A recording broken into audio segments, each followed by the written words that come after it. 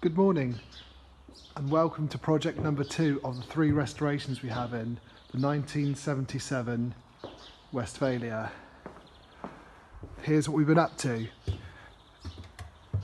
Gear linkage removed and new bushings and all cleaned up and painted. Restored gearbox. Look at that, lovely. New earth strap there. All the wiring's finished. Most of the seals are fitted. Boot lid seal, sliding door runners on there.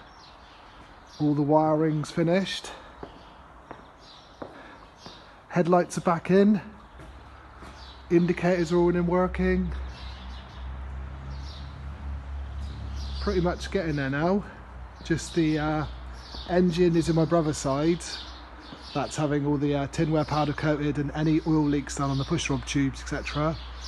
I've got the drive shafts powder coated, but I'm just waiting for the CV joints to come. Starter motors away, being reconditioned. So pretty close now. Obviously got the fuel tank to go in.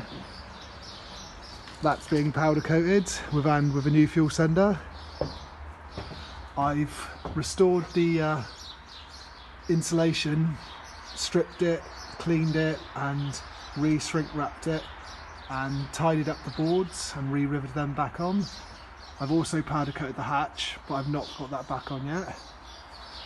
It's really starting to take shape. This one's caught up with the other ones, to be honest, even though it was the newest of the 3. Got the quarter lights on the bench. Got to strip them out later. Put new seals in, paint them, get them in with my mate Rod. Yeah, she's starting to take shape.